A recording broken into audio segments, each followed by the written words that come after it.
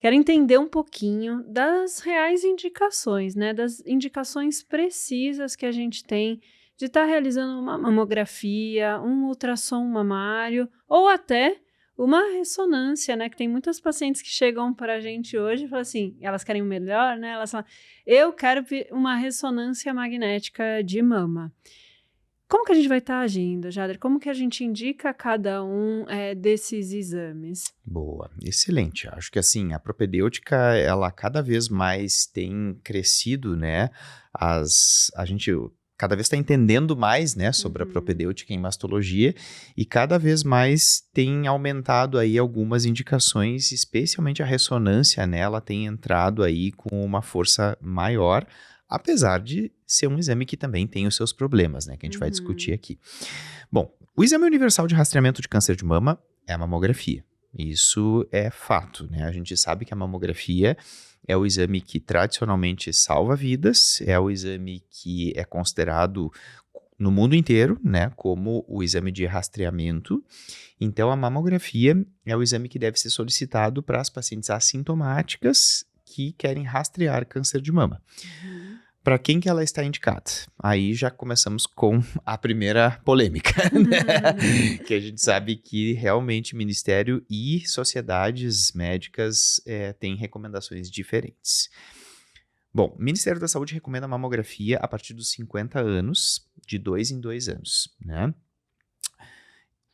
A Sociedade Brasileira de Mastologia, junto com a Febrasgo, junto com o Colégio Brasileiro de Radiologia, Uhum. recomenda a partir dos 40 anos e anualmente, Uhum. não de 2 em 2 anos, né? A gente sabe que existe uma gama muito grande de cânceres de mama entre os 40 e os 50 anos, né? A gente sabe que mais ou menos 30 a 40% dos cânceres de mama são nessa faixa etária, né? Uhum. É Muita muito. coisa, né? Não dá Então, para por deixar isso essas que mulheres descobertas, na né? prática o pessoal acaba pedindo, né, É. entre os 40, né, e os 50 anos. Então, realmente, as sociedades, elas têm se posicionado de uma forma muito contundente em relação a Uhum. isso. Eu sempre digo assim, ó, que a gente também não tem que ficar assumindo lado, assim, porque senão vira política, né? Sim. Mas a gente entende também o Uhum. posicionamento do Ministério, porque é muito complicado fazer rastreamento, Sim, né? sim. Como política de saúde pública, Sim. porque a gente vive num país que é continental, a gente vive num país que a gente sabe que as taxas de acesso são diferentes, a qualidade dos exames são diferentes. Uhum. É um exame que acaba tendo alguns falsos positivos, né? Então, quanto mais mamografia a gente fizer entre 40 e 50 anos, mais achados a gente vai ter que vão gerar biópsias, que vão gerar Sim. ansiedade, que vão onerar o sistema, Custa, né? né? Então, assim, é muito complicado, né, a gente fazer uma política que seja aplicável num país continental, assim. Então, por isso Sim. que o Ministério continua indicando a partir dos 50. E existem alguns estudos que mostraram que a mamografia, entre 40 e 50 anos, realmente ela não diminuiu mortalidade por câncer de mama. Diminui morbidade, porque a gente Uhum. consegue detectar mais precoce, né? Sim. Mas se a gente for analisar desfecho duro, né, de estudo epidemiológico, que seria a mortalidade, ela não Não diminui. teve. Realmente ela não diminui. Então, por Uhum. isso que se mantém essa diferença. Então, não vamos assumir nenhum tipo de lado, Sim, com né? certeza, Na com prática, o pessoal certeza. acaba seguindo as sociedades, né? Sim. Mas é importante saber que o Ministério não é, né? A gente não tem que dizer assim, ah, tá completamente errado e tal, né? Aham. Obviamente, existem motivos, né, e motivos técnicos, não só econômicos, né, Sim. para indicar mamografia só a partir dos 50. Então, mamografia é o exame de rastreamento. Ultrassom, ele não é um exame bom para rastreamento, ele é um exame complementar, né? Uhum. Então, assim, quando eu pego uma paciente assintomática e eu quero rastrear câncer de mama, e ela tem uma mama densa, o que é comum de acontecer entre 40 e 50 anos, o ultrassom ele vai acabar sendo um exame bom como complementação. Se eu for pedir, por exemplo, para rastrear câncer de mama um ultrassom isolado, ele não tem validade, né? Não deve ser indicado. Assim, mas a paciente está assustada, ela tem 20 e poucos anos, a mãe teve câncer de mama, eu quero pedir um ultrassom, né, para poder oferecer alguma coisa para ela. Não Uhum. adianta, né? O Uhum. ultrassom ele não é um bom exame para ser usado isoladamente como rastreamento. Quando a gente fala de rastreamento de paciente absolutamente assintomática, o ultrassom é sempre complementar. Uhum. Perfeito. que eu faço com essa paciente, né? Então, essa que tem 20 e poucos anos, que a mãe teve um câncer de mama com 38, 40 anos, super jovem, né? Uhum. E ela tá assustada, né? E ela quer fazer um rastreamento. Depois a gente vai entrar na parte genética, de testagem genética, né? Mas o que a gente pode oferecer para essa paciente, né? Então, paciente que tem uma história familiar de primeiro grau, que teve câncer de mama antes dos 50 anos, né? Mesmo que não testada, né? A paciente não fez a testagem genética, mas a gente sabe que tem uma chance grande, né, de mutação genética. Não tem, infelizmente, no mundo inteiro ainda nenhum protocolo estabelecido de rastreamento. Na ausência desse protocolo, o que as sociedades recomendam? Que nessas pacientes de alto risco, a gente ofereça a ressonância. Né? Então, a ressonância ela entra para essas pacientes de alto risco, cuja mãe ou irmã teve câncer de mama antes dos 50 anos, ou é testada e sabidamente BRCA mutada, né? Sim. Ou P53 mutada, né? Aí, para essas pacientes, a gente pode sim oferecer a ressonância. Não é um protocolo, né? Não existe um protocolo sedimentado, mas as sociedades se posicionam assim, ó. Você pode oferecer para essa paciente uma ressonância a partir dos 25 anos de idade, né? Anualmente.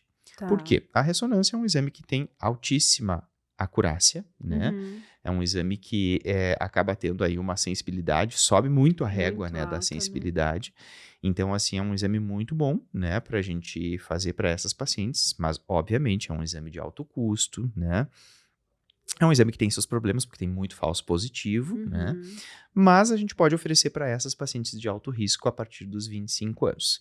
E depois que elas fazem 30, a gente alterna a ressonância com mamo e ultrassom. Então, assim, ela faz a ressonância, 6 meses depois faz mamografia e ultrassom. Aí passou mais 6 meses, outra ressonância. De forma que ela não fique mais de 6 meses descoberta por um exame de imagem. Então, a ressonância, ela entra como uma recomendação, de novo, não é uma diretriz oficial, mas como uma recomendação para essas pacientes de alto risco. Então, ou que sabidamente são mutadas, né, ou que tiveram uma história familiar e não fizeram a testagem genética familiar de primeiro grau. Fora isso, elas também podem ser indicadas, né? A ressonância ela também pode ser indicada para avaliar multicentricidade tumoral, né? Quando a gente pensa que é um tumor multicêntrico, é o melhor exame para ver multicentricidade, né? Então, quando a gente tem 2 focos de tumor na mesma mama. Para a doença oculta, aquela paciente que a gente palpa uma axila, né, cheia de linfonodo comprometido, a gente pensa, nossa, isso aqui são linfonodos comprometidos por câncer de mama e ela tem mamo e ultrassom normais, né? Então aí a ressonância entra também para essa indicação. E existe aquela indicação clássica que foi pelo motivo que ela surgiu, na verdade, né, lá nos anos 90, foi para avaliar a ruptura de prótese de silicone, né? Sim. Então, realmente é o exame melhor, assim, para avaliar a ruptura de prótese de silicone, vai ser a ressonância. Ah, legal saber, né, essas indicações, porque muitas vezes se confunde, principalmente com ultrassom de rastreamento, né? Eu acho que as pacientes abaixo de 40 anos, muitas vezes a gente acaba pedindo um ultrassom para paciente de mama, e é muito por isso, né? Eu vou oferecer alguma coisa para paciente, mesmo não identificando risco, nada disso. Vou oferecer e elas fazem ultrassom de mama de um exame de rastreamento. E aí a sua fala é bem importante, né? Para a gente realmente identificar que ele não serve como um rastreamento isolado ali, ele não vai conseguir dar os dados que a gente precisa, né? E às vezes até o pessoal diz assim, nossa, mas então o que a gente faz com essas pacientes, né? Porque aí fica um vácuo, né? A gente adoraria que tivesse um protocolo, né, assim, super estabelecido que a gente pudesse dizer, ó, tá aqui, gente, né? E não tem. Então eu até achei super bacana das sociedades terem se posicionado, né, em colocar a ressonância, apesar de todos os problemas, a gente sabe, né, do método, mas na ausência de um protocolo bem embasado, pelo menos é o que a gente tem para se agarrar, né, para poder oferecer para essas pacientes. Tem paciente também, Jader, que elas falam que têm muita sensibilidade com a mamografia, né? Elas se queixam de dor na mamografia, falam, não vou fazer, doutora, me machucar muito a mamografia. Nessas pacientes, a gente pode abrir mão para usar a ressonância também? Assim, não é uma indicação formal, Uhum, academicamente não é uma indicação formal, né? Mas às vezes no consultório, claro, a gente pode flexibilizar em relação a isso. O uhum, que eu sempre explico para as pacientes, né, em relação a esse tipo de queixa, né, que as pacientes às vezes nos trazem? Isso é totalmente dependente, na verdade, da máquina e do operador. Né? uhum. Eu sempre digo assim, a gentileza é uma questão que É verdade. é imprescindível na hora de realizar o exame. Uhum, Então vai muito ali, né, do operador, vai muito do tipo de máquina, né, do tipo de material ali que é utilizado.